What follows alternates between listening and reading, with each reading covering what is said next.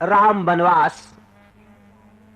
इसमें आप देखेंगे कि भगवान राम अपने पिता के वचन को पालन करने के लिए वनवास कैसे जाते हैं। और सबसे पहले मैं आपके समक्ष एक भावना रख रहा हूं कि देखिए एक भारतीय नारी के कितने शुद्ध विचार हैं। कुसमी रंग चादर,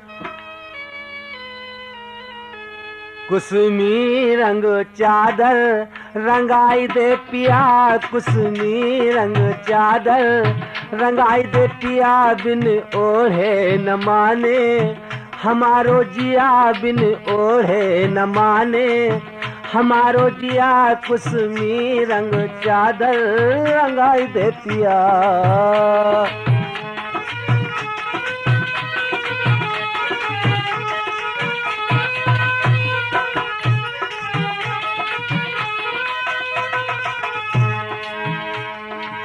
चारों कोनों में कृष्ण चतुर्भुज, कृष्ण चतुर्भुज, कृष्ण चतुर्भुज, चारों कोनों में कृष्ण चतुर्भुज, बाएं राधा सजाई दे पिया, कुसमी रंग चादर रंगाई दे पिया, कुसमी रंग चादर रंगाई दे पिया, बिन ओढ़े न माने हमारो जिया, बिन ओढ़े न माने हमारो जिया।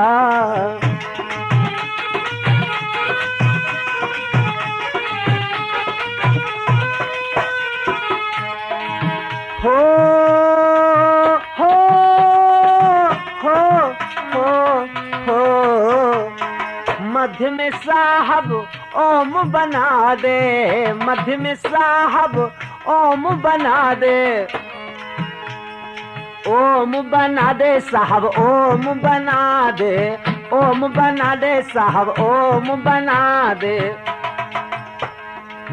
ओम के अंदर राम सिया, ओम के अंदर राम सिया, कुसमी रंग चादर रंगाई दे पिया, कुसमी रंग चादर रंगाई दे पिया, बिन ओढ़े न माने हमारो जिया, बिन ओढ़े न माने हमारो जिया।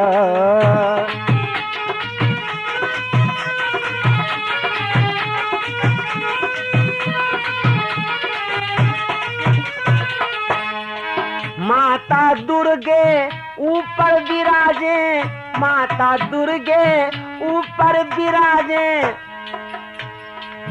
माता दुर्गे ऊपर विराजे, वाहन भी सिंह बनाई दे पिया, वाहन भी सिंह बनाई दे पिया, कुसमी रंग चादर रंगाई दे पिया, कुसमी रंग चादर रंगाई दे पिया, बिन ओढ़े न माने हमारो जिया, बिन ओढ़े न माने हमारो जिया।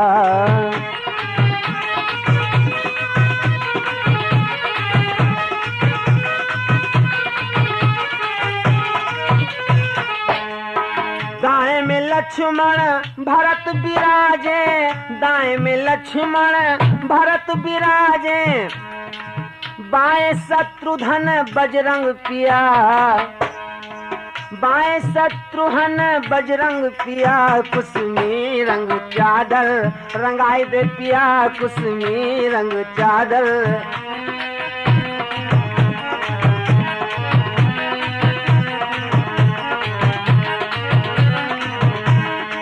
आदि शक्ति संग शिव जी सोहे, आदि शक्ति संग शिव जी सोहे, दिन जो ओढ़े हुल से हिया, दिन जो ओढ़े हुल से हिया, कुसमी रंग चादर रंगाई दे पिया, कुसमी रंग चादर रंगाई दे पिया, कुसमी रंग चादर रंगाई दे पिया। बोलो श्री रामचंद्र भगवान की, बोलिए श्री हनुमंत लाल की। देखिए भगवान श्री राम आनंद सागर के समस्त सुखों को बटोरकर अयोध्या में वापस आ गए हैं। और उस समय का आप दृश्य देखें, आज वो दशरथ कितने भाग्यशाली हैं, जो कि एक पुत्र के लिए परेशान थे, लेकिन आज उनके घर में 4 कुल बधुएं आई हुई हैं। हमारे गोस्वामी बाबा क्या लिखते हैं कि जब तेरा ब्याह घर आए,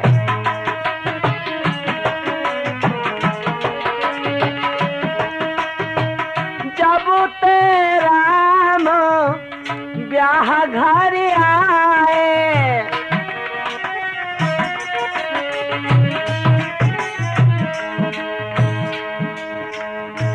नित नव मंगल मोद बधाए,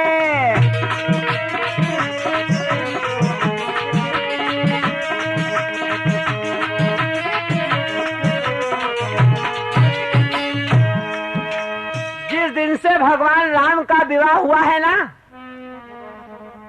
जिस समय माता कौशल्या के आंगन में 4 कुल बधुएं आई, और माता कौशल्या ने जिस समय सभी बहुओं की परछन की ना, जरा माँ का भाग्य देखो।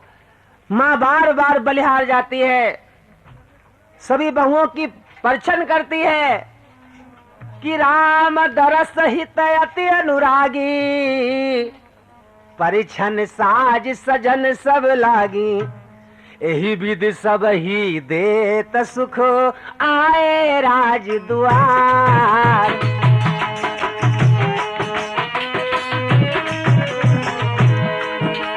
मुदित मातु परिछन करहि बधुन समेत कुमार,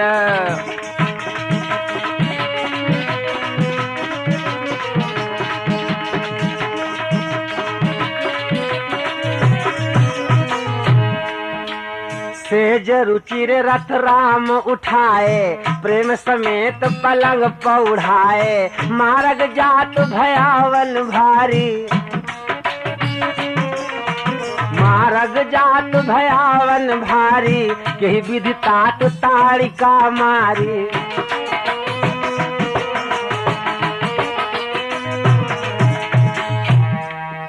समस्त जो परछन आदि कार्य होते हैं ना, उनको करने के पश्चात माँ कौशल्या ने पूछा, बेटा राम एक बात तो बताओ, हमने सुना है कि तुमने इन सुकुमार हाथों से इतनी भयानक ताड़िका का निधन कर दिया, कैसे किया, किस बलबूते पर किया?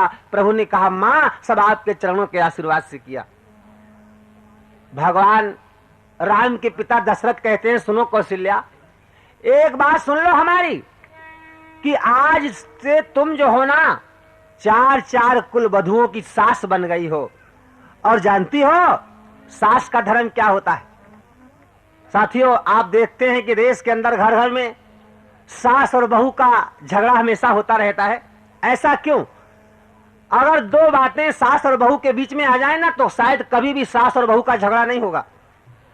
अगर सास इस प्रकार से अपनी बहुओं को मानने लगे और बहुओं भी अगर इस प्रकार से सास को मानने लगे, तो सास और बहू का झगड़ा हमेशा के लिए मिट जाएगा।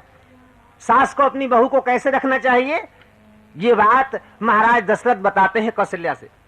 हे कौशल्या, आज से तुम पर एक बहुत बड़ी जिम्मेदारी आ गई है कि परिलरी कनी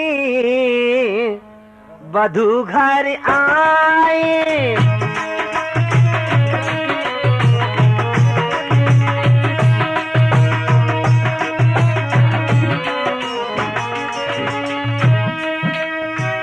परिलरी कनी वधु घर आई, राखे नयन पलक की नाई।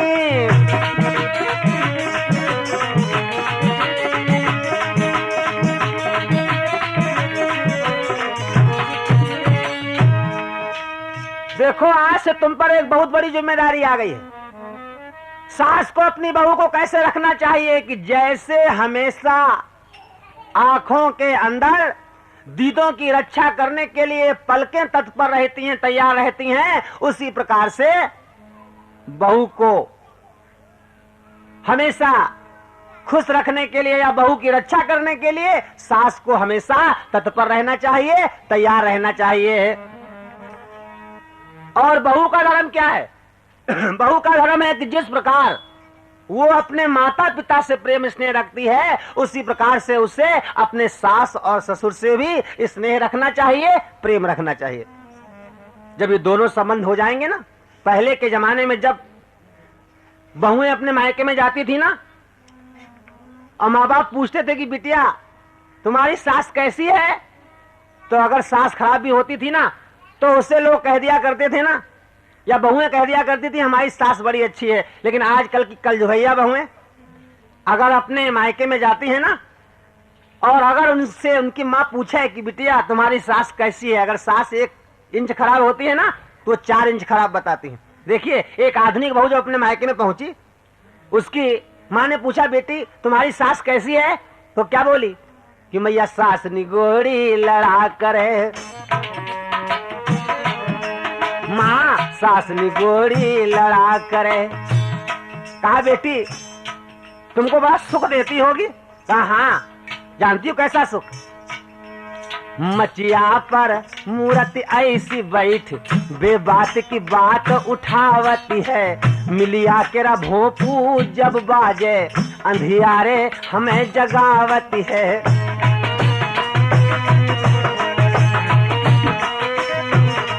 ना उठी तो नथुनन का फुलाए, उनसे नाम कैसे ले?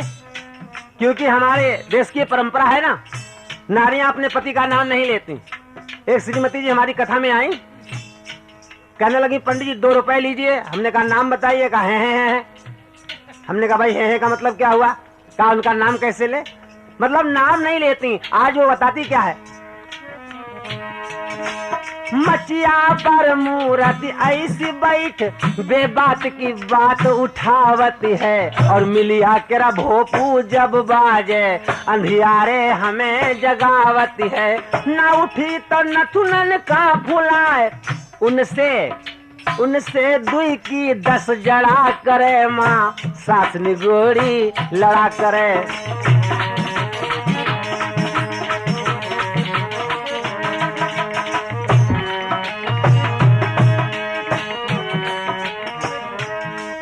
तो साथियों, वृत्तांत तो बड़ा लंबा है, लेकिन यहाँ प्रसंग चल रहा है राम वनवास का। कभी हास रस का प्रसंग आएगा, उसमें हम आपको आनंद देंगे। यानी हमें यह समझाना है कि सास और बहू का कर्तव्य क्या है। महाराज दशरथ इस प्रकार से आनंद के समेत अपना समय बिता रहे हैं। लेकिन दोस्तों, न हमेशा सुख रहता है और ना ही हमेशा दुख रहता है।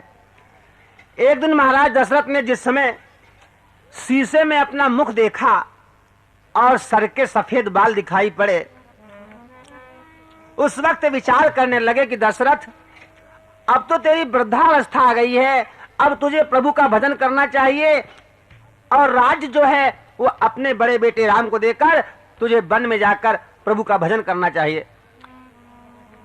प्रजा से आज परामर्श लेकर के और यह ऐलान कर दिया गया कि भाई राम का राज्याभिषेक होगा। इधर तो देखिए घर घर में भगवान राम के राज्याभिषेक की तैयारियां हो रही हैं कि घर घर में पूरे गए चौक, बहुरंग पताका फहराई।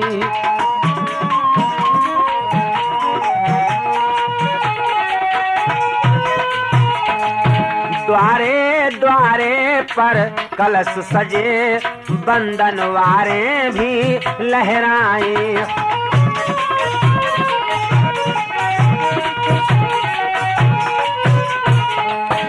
चंदन फूलों के अर्क इत्र राहों पर छिड़के जाते थे, गलियों गलियों में स्वर्णांबर पाटंबर शोभा पाते थे।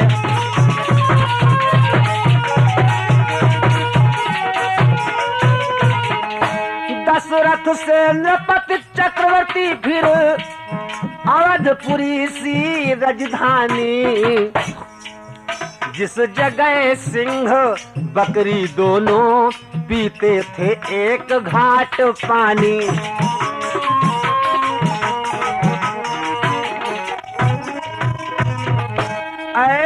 घर जब है राज तिलक, तो शोभा कैसे वर्णन हो। दीपक से रवि की आभा का कहिए किस भांति प्रदर्शन हो।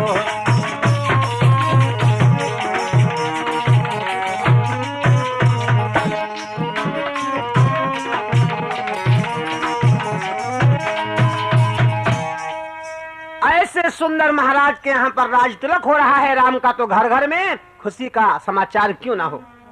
सारी अयोध्या को दुल्हन की भांति सजाया गया। लेकिन साथियों, मैंने आपसे पहले कहा है कि न हमेशा सुख रहता है और न हमेशा दुख रहता है। जिस प्रकार से सूर्य प्रातःकाल निकलता है तो दिन हो जाता है, सूर्य ढलते ही रात आ जाती है, उसी प्रकार से जीवन के दो पहलू हैं, कभी सुख है कभी दुख है।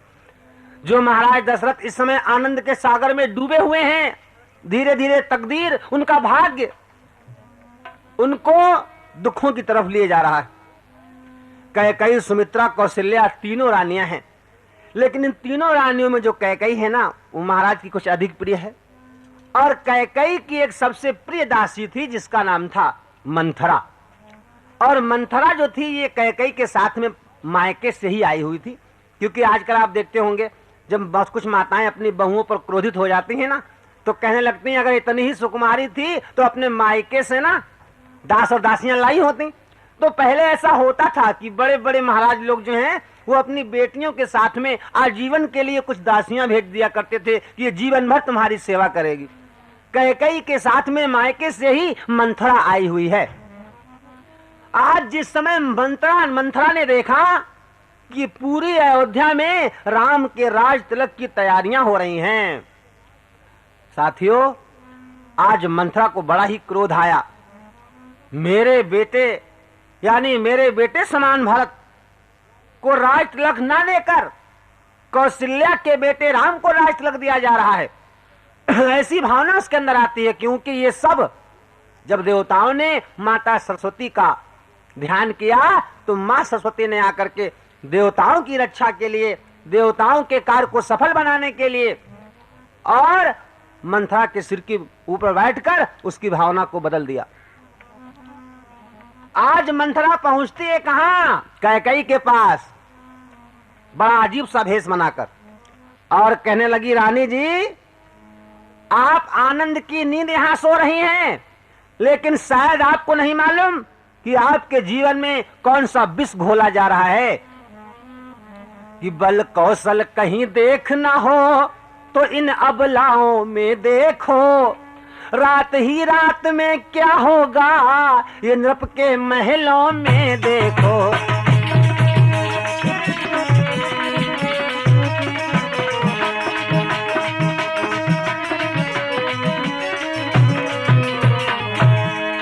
शोभा बिगाड़ने पहले तो नागिन राहों पर जाती है, फिर सिर के सारे बाल खोल डायन महलों में जाती है।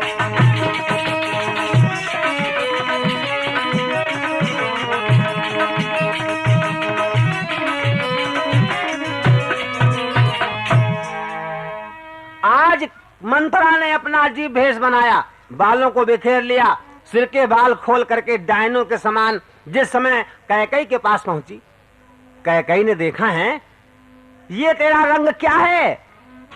हम सबने तो अपने शीश गुथाए हैं, पर तूने आज अपने सारे बाल बिखेरे हुए हैं। तू रो रही है, सगुन शायद ये तेरा कैसा कुलक्षण दिखाई पड़ रहा है? कहीं झगड़ कर आई है, भूखी है अथवा प्यासी है? तुझको मेरी सौगंध, जल्दी बता दासी, आज तेरे चेहरे पर उदासी क्यों है? या सुनते ही द्वेष की और बढ़ गई आग, फुंकारे देने लगी उठी नागनी आग।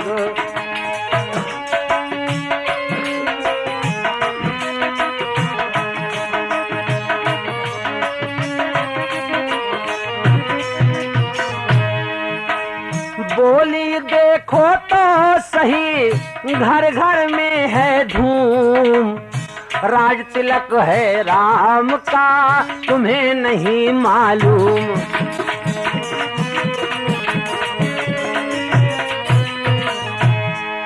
अरे रानी जी, आपको नहीं मालूम कि भगवान राम यानी राम के घर घर में राज तिलक की तैयारियां हो रही हैं। जिसका बेटा कल राज तिलक पर बैठेगा ना, उसका मर्तबा बुलंद हो जाएगा। कि जिसका कल होगा राज तिलक, मर्तबा बुलंद उसी का है।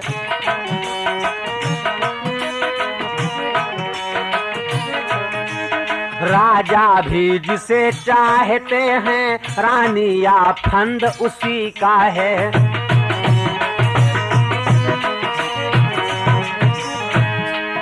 कुछ तुम्हें दिखाई देता है, ये खुशी नहीं है मातम है।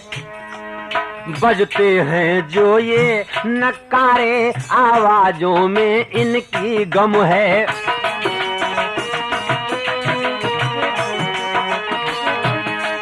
खुल गए हैं भाग्य कौशल्या के, है दया उसी पर विधना की। रानी किस घोर नींद में है, अवलोक चाल निज राजा की। अरे रानी जी, आपको शायद नहीं मालूम, जिसके बेटे का राज तिलक होगा ना, उसी की माँ का मर्तबा बुलंद हो जाएगा। धन्य है, कौशल्या के भाग्य खुल गए। भगवान ने उसकी सुन ली, ब्रह्मा ने उसके भाग्य को खोल दिया। वास्तव में चौसर की बाजी में कौशल्या ने बाजी मार ली। आज जब ऐसी बातें सुनी, कैकेयी ने कहा, हरी मंथरा, आज तेरा दिमाग तो खराब नहीं हो गया जो आज तू ऐसी उलझनपूर्ण बातें करती है। जब ही मंथरा के सुने ये विष भरे विचार, कैकेयी संभली उठी, फिर बोली धिक्कार। कस के क्रोध में आकर कहती है, दुष्ट चांडालनी, क्या तेरी मति मारी गई है जो स्वच्छ रुई की ढेरी में आज आग की चिंगारी बनकर आई है। अब के जो ऐसे वचन कहे तो तेरा मुंह नुचवा दूंगी।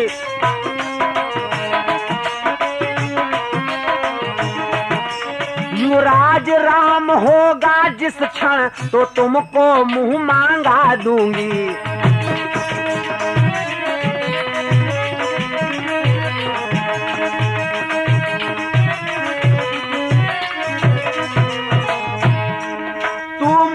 अनुचरी है मेरी, इस कारण पुरस्कारी आहले।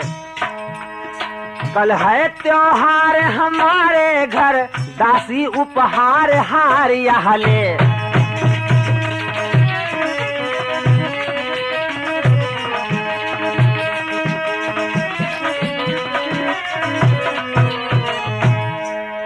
अरे दासी, तूने ये सुंदर समाचार सुनाया है कि राम का राज तिलक होगा, ले मैं तुझे इस खुशी में ये इनाम में हार देती हूँ। मंथरा पीछे हटकर बोली, बस रानी जी बस, ये हार आपको ही स्वीकार हो, ये हार तुम्ही की शोभा हो। दासी न लालचिन माल की है जीत राम की, और हार उस भोले भरत लाल की है। कुछ याद तुम्हें आता तुमसे, जब ब्याह किया था राजा ने, तेरा ही पुत्र नृपति होगा ये वचन दिया था राजा ने। आपको मालूम नहीं, जिस समय महाराज ने आपके साथ में विवाह किया था, उस समय आपको वचन दिया था कि हम 2 वरदान देंगे। और आप उनकी चालाकी देखिए, किस ढंग से पलटा खाते हैं। भरत और शत्रुघ्न को तो ननिहाल भेज दिया, और पीछे से चुपके से चाहते हैं ना कि भरत जो है ना अपना हक ना मांग पाए और राम को राजगद्दी दे दूं। उन महाराज की चाल रानी तुम नहीं समझ रही हो। मुझको समान है राम भरत। जब ऐसा कहा तो क्रोध में और फबक उठी। कैकेयी कहती है, मंथरा, रानी ने फिर से कहा, और वो दुष्टा हो मौन, राजपाट की बात में तू होती है कौन।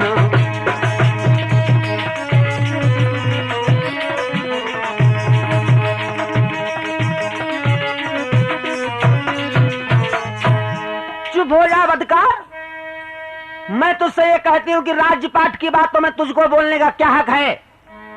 शायद तुझको ये नहीं मालूम कि मेरे लिए राम और भरत दोनों एक ही समान हैं। एक पेड़ की दो शाखाएं हैं, मुझ चिड़िया के वो दो पर हैं, वही दोनों मेरी आंखें हैं। यदि भरत राम से प्यारा है तो राम भरत से प्यारा है। गोदी का भरत दुलारा है तो राम नयन का तारा है।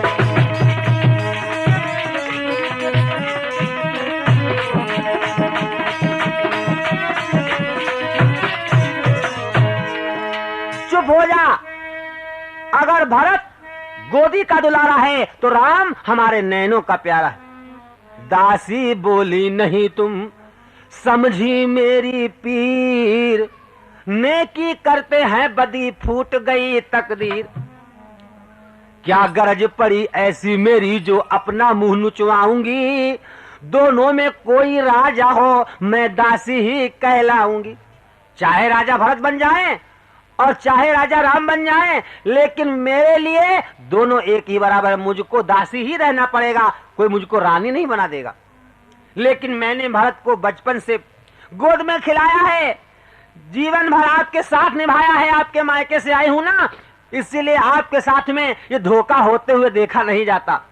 आज नमक जो है वो बार बार पुकार रहा है कि अपने मालिक के साथ नमक का हक अदा करो। साथियों, एक कहना है कि अगर आप किसी का घर फोड़ने पर ही आ जाए ना, लोग कहते हैं कि कोई गीली लकड़ी हो ना जल रही हो, लेकिन जब उसमें आप 100 फूके लगाएंगे तो 100 फूकों के जोर से गीली लकड़ी भी जलने लगेगी। उसी प्रकार से किसी का कितना भी सुंदर घर हो, लेकिन अगर कोई उसके अंदर कुमति फैलाने पर ही आ जाए तो एक समय वो आ जाएगा कि वो व्यक्ति कुमति के चक्कर में फंस ही जाएगा। वही हाल आज कैकेयी के साथ हुआ। मंथरा की इन कुटिल बातों से आज कैकेयी जो है ना, बेचारी अपने को न बचा सकी। हृदय में भाव आ गया, ये सत्य है, महाराज मेरे भरत के साथ में अन्याय कर रहे हैं। अच्छा ये तो बताओ, मैं ऐसा कौन सा उपाय करूं जिससे कि मेरे बेटे भरत को राज मिल जाए। पलटा खाया समय ने पलट गई तकदीर, दोनों ऐसे मिल गई हुई सरकरा छीर। आपस में मंथरा और कैकेयी की वही दशा हो गई जैसे दूध और शक्कर आपस में मिल जाते हैं।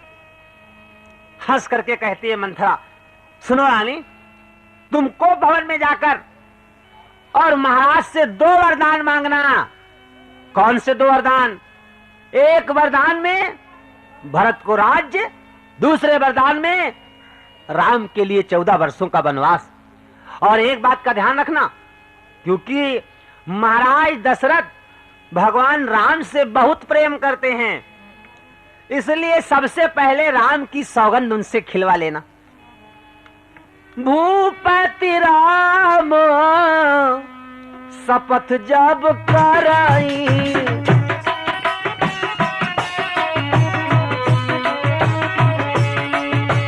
भूपति राम शपथ जब कराई,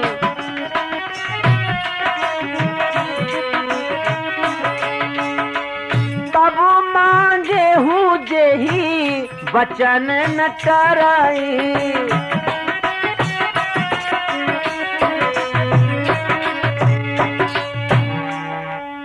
महाराज दशरथ से पहले सौगंध खिलवा लेना, उसके बाद में मांगना। और जानते हो क्या मांगना? कि कहना 2 वचन मांगती हूँ, राजा श्री भरत लाल जी हो।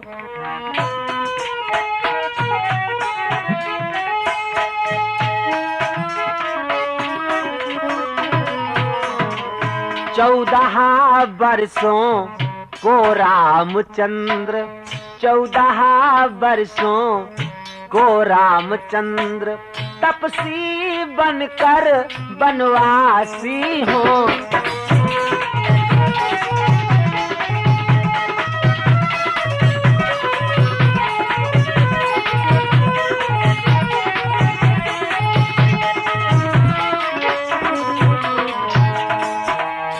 आज जब इस प्रकार से परामर्श हो गया, विचार बन गया।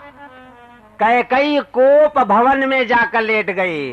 कोप भवन मतलब गुस्से वाला कमरा। साथियों, पहले बड़े बड़े राजाओं महाराजाओं के यहाँ ऐसा हुआ करता था ना कि वो लोग अपने यहाँ पर एक गुस्से वाला कमरा बनवाते थे। जैसे आजकल देखें आप, घर में कोई परिवार के अंदर यदि क्रोध में हो जाए, गुस्से में हो जाए, तो मालूम नहीं पड़ता कौन भाई गुस्से में है और कौन प्रसन्न है। लेकिन पहले एक नियम था, घर के अंदर एक घर ऐसा बनाया जाता था, एक कमरा ऐसा बनाया जाता था कि यदि घर का कोई व्यक्ति नाराज हो जाए तो उस कमरे में जाकर लेट जाए, बैठ जाए, तो पूरे घर के लोग समझ जाएंगे आज वो को भवन के अंदर है, गुस्से वाले कमरे के अंदर है। और लोग समझ जाते थे ये नाराज है। उससे पूछा जाता था तुम्हारी समस्या क्या है, आप क्यों परेशान हैं, क्यों नाराज है।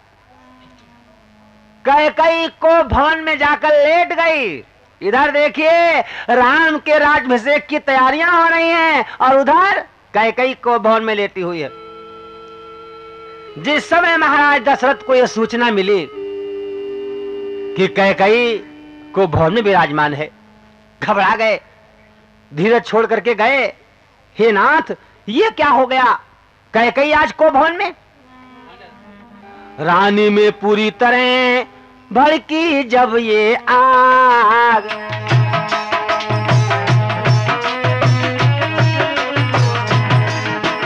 अनशन पातीले पड़ी, दिया अन्न जल त्याग।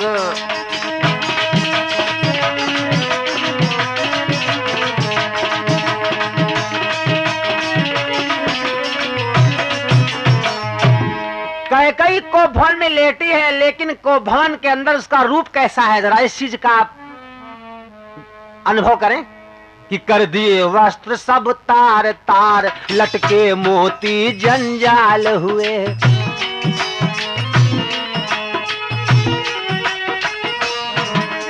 बाली में झुमके उलझ गए, बाली में झुमके उलझ गए, चोटी के बाल बवाल हुए।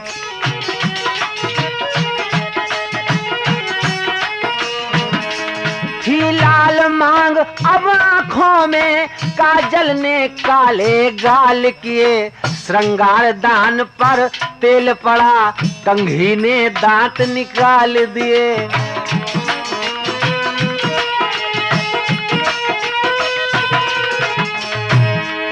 मिस्सी ने होठ किए काले,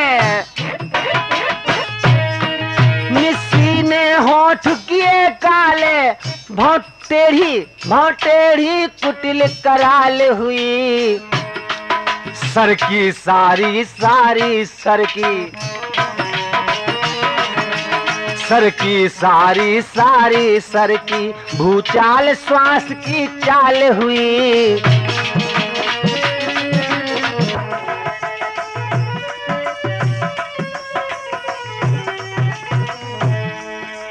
पुष्पलता जैसी काया इस समय उजाड़ हो गई है। दासी दासी की हवा बदलते ही, दासी की हवा बदलते ही, रानी पतझड़ हो गई है, रानी पतझड़ हो गई।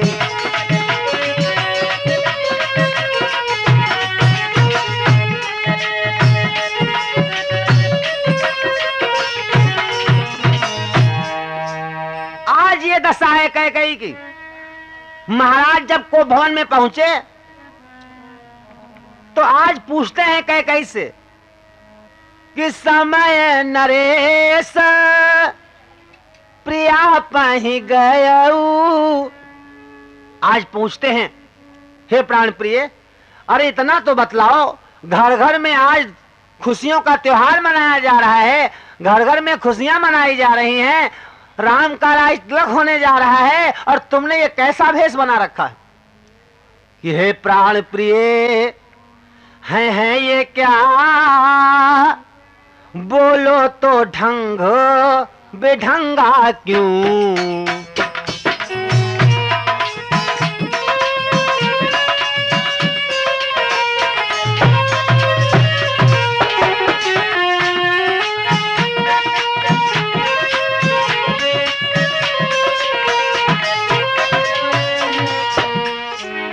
है प्राण प्रिय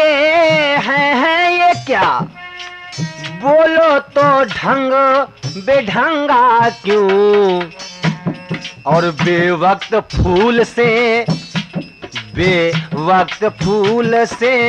मुखड़े का हो रहा मलिन रंग है क्यों।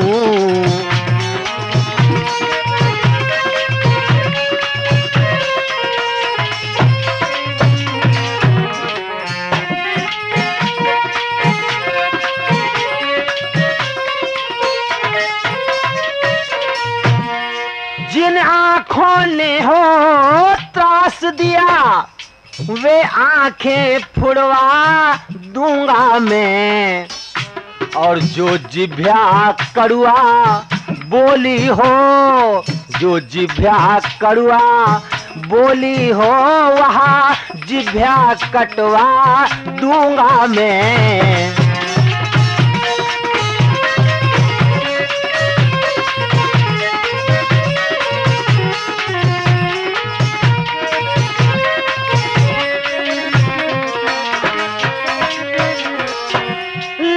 के मोती क्यों बिखरे हैं हो, लटके मोती क्यों बिखरे हैं, मन मार मार क्यों मचला है। बढ़ गई मांग उलझन में हो, बढ़ गई मांग उलझन में हो, का कुल रंग बदला हो।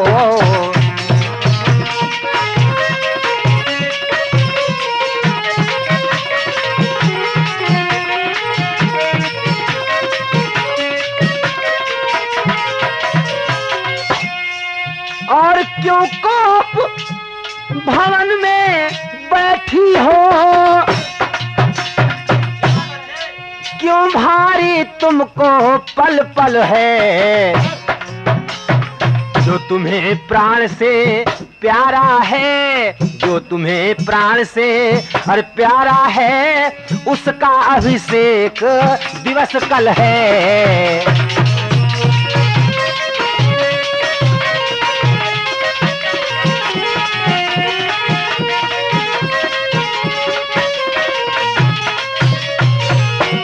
उठो सोला श्रृंगार करो, क्यों धूल धूसरित हो रानी। क्या संकट है क्या पीड़ा है, क्या संकट है क्या पीड़ा है, क्या इच्छा है माँ गो रानी।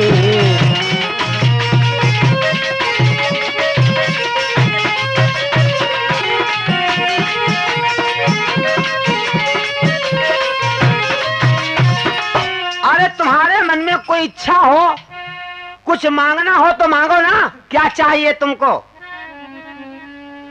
आज फुमकारियां भरती हुई कहने लगी, महाराज मांगने के लिए कहते हो, देख लिया आप कितना देने वाले हैं।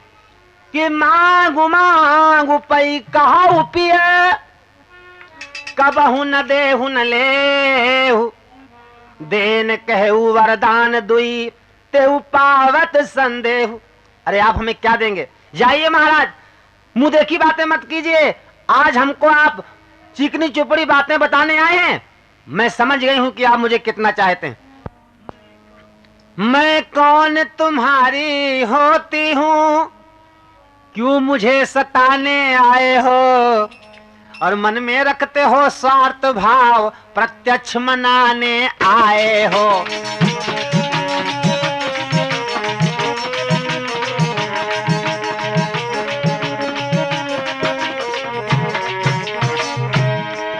इस जग में कौन हुआ किसका, सब मुंह देखे की चाहत है वही तुम्हारी प्राण प्रिया, जिससे पूरी अपनायत है।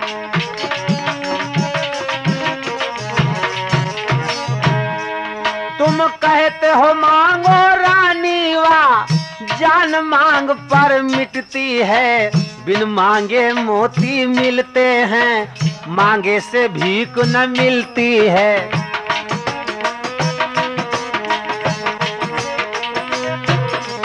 अच्छा जो मांग शीश पर है, देखिए मांग क्या देती है, बिखरे बालों को मांग सदा हाथों से बंधवा देती है।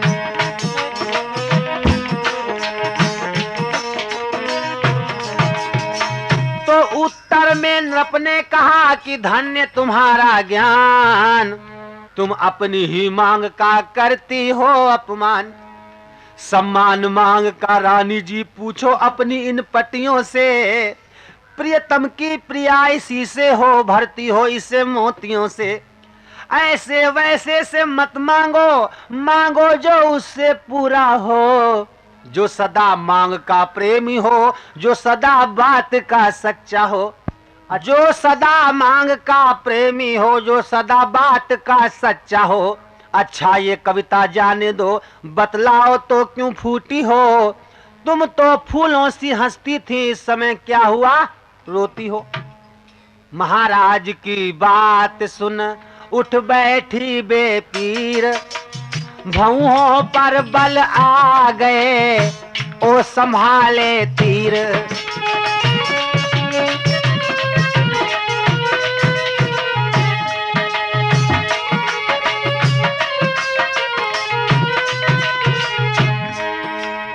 आज भौओं को सिकोड़ करके चेहरे पर बल लाते हुए कैकेयी कहती है, स्वामी सुनो, हम क्या मांगते हैं। और हमने ये सुना है कि रघुवंशी हमेशा सत्यवादी होते हैं, और आप भी ये कहते हैं कि रघुकुल रीत सदा चली आई।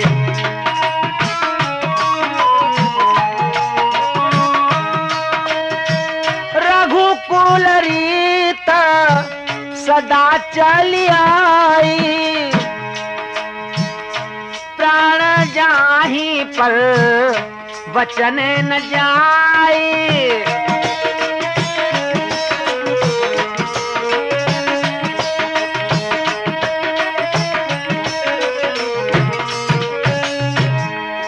महाराज दशरथ कहते हैं कैकेयी, हम रघुवंशी हैं, हम सत्यवादी हैं, सत्य का पालन करने वाले हैं, और हमारा हमेशा ये नियम रहा है, हमारे वंश की ये परंपरा रही है कि चाहे हो जाए मित्र शत्रु, चाहे संसार पलट जाए।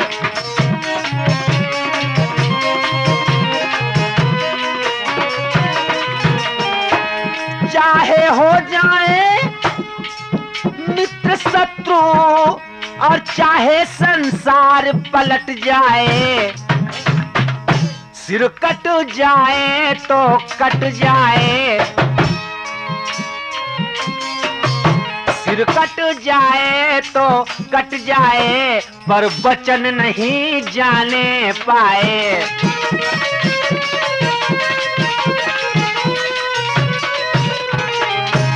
कुछ ध्यान तुम्हें है, तुम पर है मेरे दो दो वरदान प्रभु, और वाही मेरे धन मुझको दो, बनते हो यदि धनवान प्रभु।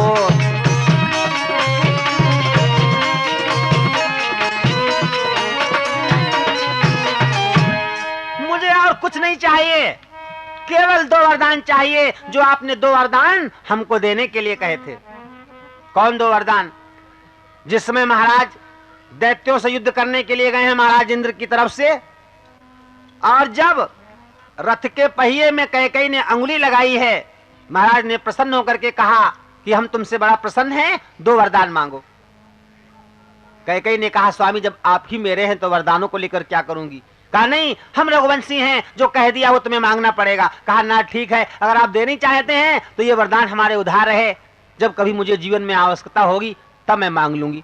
आज उन्हीं वरदानों का ध्यान दिलवा रही है कैकेयी, नाथ मुझे वही वरदान चाहिए। अरे कैसी बातें करती हो, दो वरदान ले लो, दो की जगह चाहो चार ले लो।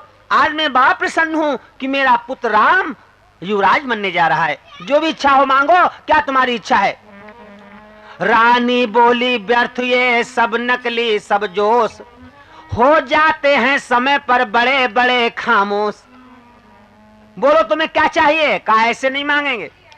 पहले आप राम की सौगंध खाएं, तब हम आपसे मांगेंगे। चिकनी चुपड़ी बातें कहकर मुझे अबला को मत बहकाओ, और सच्चे हो हे रघुवंशी, सौगंध राम की खा जाओ।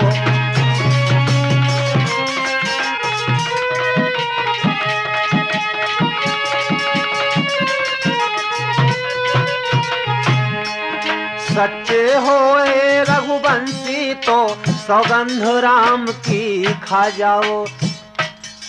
राजा बोले किस लिए बढ़ा रही हो रार, तुम ही कहो मेरा रहा झूठ कभी व्यवहार। हे रानी तुम बताओ, क्या हम रघुवंशियों की कभी यह परंपरा रही है कि जो हमने कहा है उसे न किया हो? रानी बोली ठीक है ये शपथ महान, अब मुझको विश्वास है पाऊंगी वरदान। तो सुनिए महाराज, हम कौन सा वरदान मांगते हैं। किलो सुनो प्राण प्रति प्राणनाथ, ये थाथी आज मांगती हूँ, कौशल्या नंदन के बदले निज सुत को राज मांगती हूँ।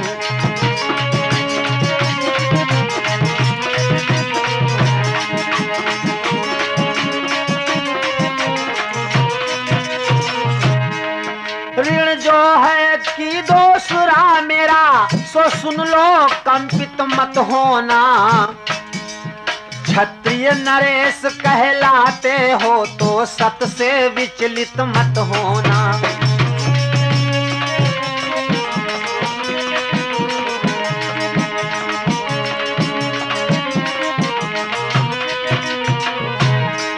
राजा जो राम हो रहा है वह राजा नहीं उदासी हो, कल ही से 14 वर्षों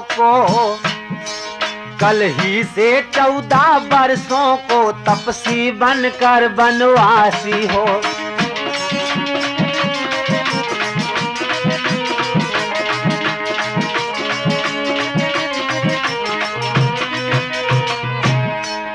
हे महाराज, आप सुने कि हम आपसे क्या मांगते हैं। महाराज दशरथ से आज कैकेयी मांगती है, सुनहु प्राण प्रिय भावत जी का,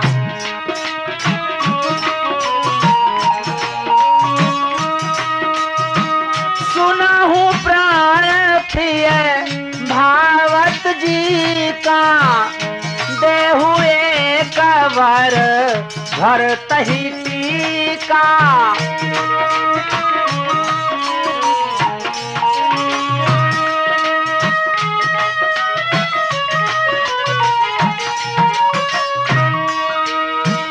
तापस भेष विशेष उदासी,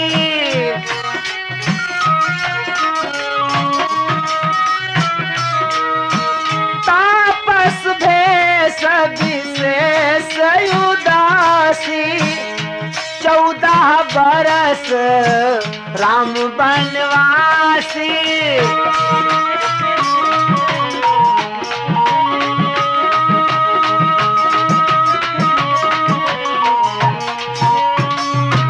राम के लिए 14 वर्षों का वनवास दिया जाए। जिन राम का राज तिलक होने जा रहा है, स्वामी उन राम को 14 वर्षों के लिए वनवास और मेरे बेटे भरत को राज तिलक दिया जाए। प्राणेश प्यार सच्चा हो तो प्यारी के सम्मुख मुख खोलो, प्रणवीर अगर कहलाते हो तो बोलो एव मस्त बोलो। ओह शब्द या थे नहीं, थे जहरीले बाण, और किए जिन्होंने नृपति के क्षण में व्याकुल प्राण। उन सीधे साधे राजा का मस्तक घूमा इन बातों से।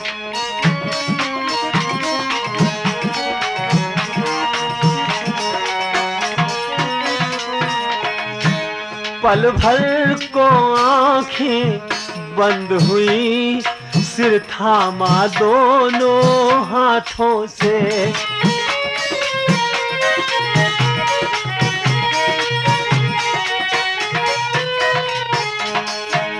मूर्छित होने को थे लेकिन सतबल ने बल तत्काल दिया, पृथ्वी पर गिरने वाले थे धीरज ने किंतु संभाल लिया।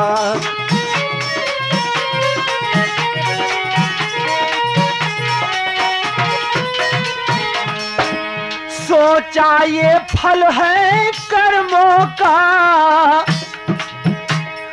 अबला से अनुचित नहीं हुआ, यही विचार कर रघुवंशी आसन से विचलित नहीं हुआ।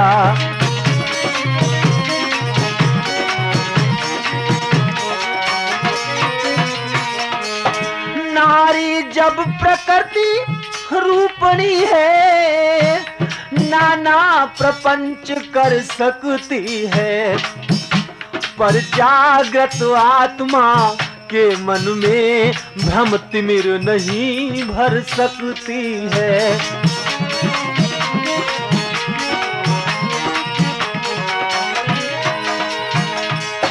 महाराज बेदम होकर गिर जाते हैं। अरे रानी चलो ठीक था, नहीं राम को तो भरत को ही राज तिलक मिल जाए, लेकिन तेरे हृदय में यह भावना कैसे आई कि राम को 14 वर्षों का वनवास दिया जाए? हे भामने, मैं सत्य कहता हूं, ध्यान रख कि अगर राम वनवास चला गया तो इस दशरथ के प्राण नहीं बचेंगे। कहाऊ सुभाऊनी छल मन माही, जीवन मोरू राम बिनु नाही।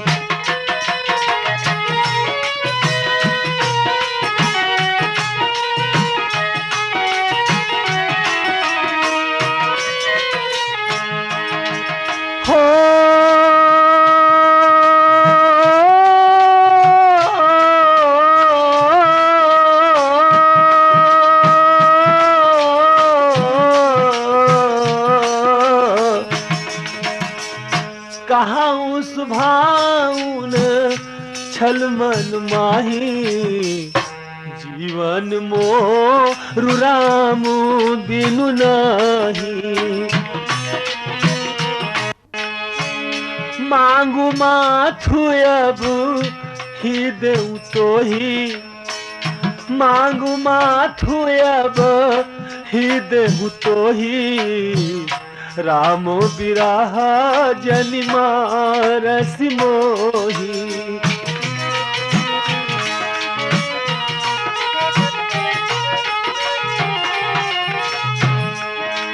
हो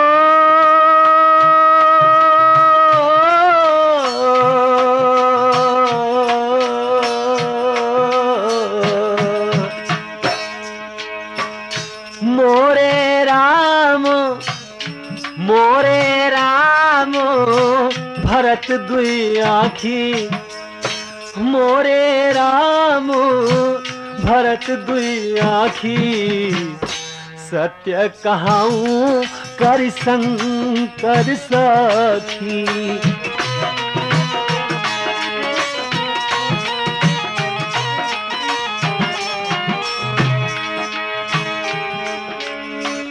मोरे राम भरत दुई आखी, मोरे राम भरत दुई आखी, सत्य कहूँ कर शंकर सखी।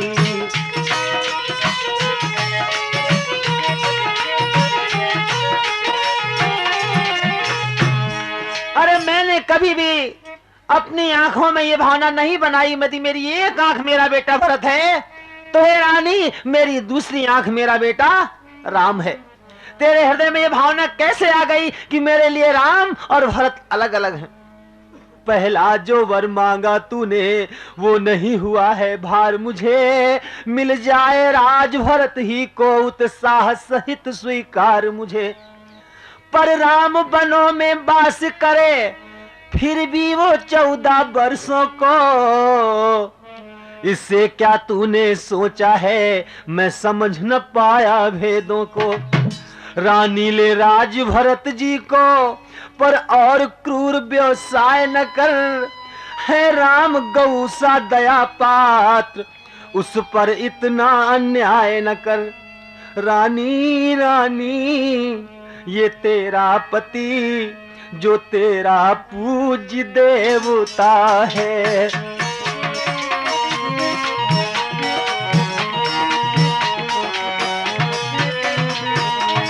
अरे रानी रानी या तेरा पति जो तेरा पूज्य देवता है। इस समय पांव पड़ कर तेरे बस इतनी भीख मांगता है।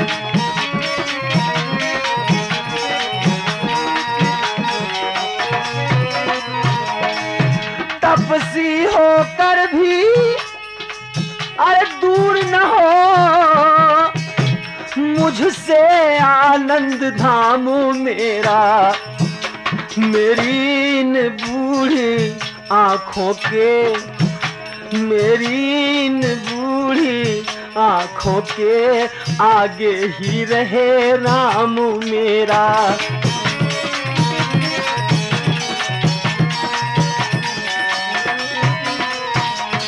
वाक्य नहीं थे भूप के और थे आकर्षण मंत्र। छिन्न भिन्न करने लगा रानी का षड्यंत्र। महाराज के आज ही वचन नहीं थे। ऐसा मालूम पड़ रहा था जैसे नेत्रों से आंसू बनकर ये हृदय की भावनाएं निकल रही हों। 1 मिनट के लिए महाराज की भावना को देखकर कैकेयी का मन भी विचलित हो उठा कि नहीं मांगूंगी, राम के लिए वनवास नहीं मांगूंगी। लेकिन तब तक दीवार से छिपी हुई वो मंथरा आंखें दिखाती है। हे रानी यही वक्त है, यही समय है अपनी प्रतिज्ञा को पूरी करवाने का। सावधान हो जाओ, कहीं ऐसा ना हो महाराज के वचनों में फंस जाओ। रानी संभली बोल उठी, राजा ये ही आन, और कहो डगमगाने लगे जब मांगे वरदान। महाराज क्या कर रहे हो आज? या तो हमसे कहो कि जो हमने वचन दिए हैं उसे पूरा करेंगे, वरना छाड़हु बचन की धीरज धरहु। छाड़हु बचन की धीरज धरहु, जनिय बलाजिम करुणा करहु।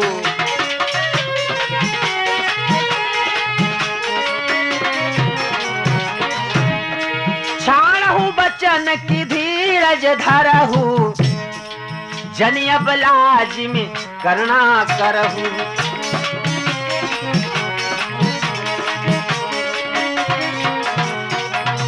महाराज या तो अपना वचन पालन करो, वरना औरतों के समान ये रोना धोना बंद कर दो, क्योंकि औरतें बनावटी रुवाई ही रोती हैं। ये सुनते ही उसी क्षण उबले कौशलराज, बोले बस बस हो चुका जो होना था आज। वो नीच बुद्धि वाली नारी अरे ऊंचे से हमें गिराती है।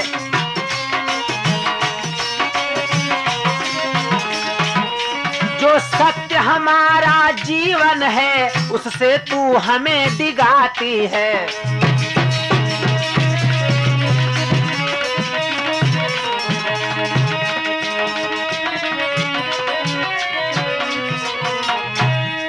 हम सूर्य वंश की चादर में काली मां नहीं आने देंगे, काली मां नहीं आने देंगे।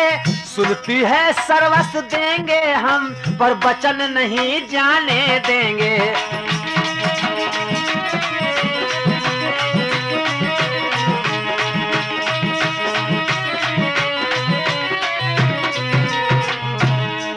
क्या उलझन है वरदान न दे तो धर्म हमारा जाता है, उस ओर राम बन जाता है तो प्राण सिधारा जाता है।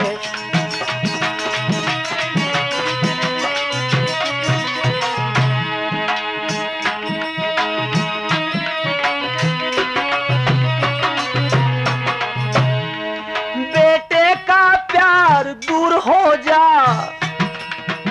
अरे मन ऐ ममता, बेटे का प्यार दूर हो जा, दशरथ इस समय धर्म पर है, ओ मोह पलायन हो तुरंत, मेरा उत्थान कर्म पर है।